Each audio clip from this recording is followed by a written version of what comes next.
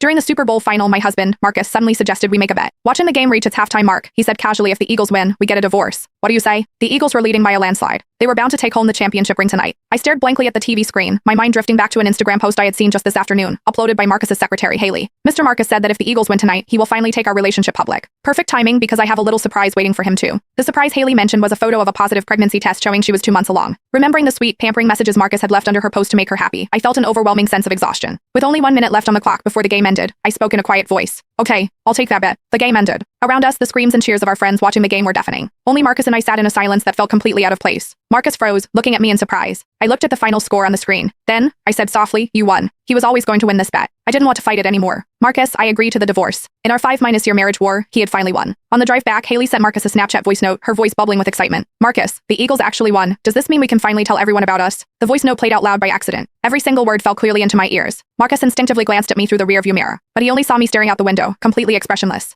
He cleared his throat. It was just a random bet before the game started. I was just trying to make her happy. But Marcus paused, his tone turning somewhat indifferent. Since I've been with her for so long, I guess it really is time to marry her. I gave a quiet have your lawyer draft the papers. Seemingly not expecting me to agree so easily, Marcus was slightly taken aback. Then he said, there's no need to rush it like this. I met his gaze calmly. We wouldn't want to delay your big announcement. It's better to sign the papers as soon as possible. After all, she's been waiting quite eagerly. I wasn't lying. Hailey had been with him for 3 years, but she had never gotten the chance to show him off publicly. As long as Marcus and I were married, he couldn't bear to let Hailey be labeled a homewrecker. Marcus stared at my face, trying to read my expression, but I was too exhausted. I just closed my eyes. I didn't want to say another word. As we neared the house, Marcus suddenly said, the power went out at Hailey's place. She's terrified of the dark. I need to go over and keep her company. Okay, just draw me off at the next intersection, I said, not even looking at him. I was already too used to this. Marcus hesitated. Only after I stepped out of the car did he say, I might not come back tonight. I nodded, my face completely calm. Okay? After Marcus's car drove away, I stood on the sidewalk for a while. My phone buzzed. It was a Snapchat message from my best friend, Amber. Did you and Marcus leave early? I can't find you guys at the party. Marcus had hesitated for a long time about coming to this game tonight. Maybe out of guilt or maybe remorse, he had still ended up coming with me. I replied to Amber. Yeah.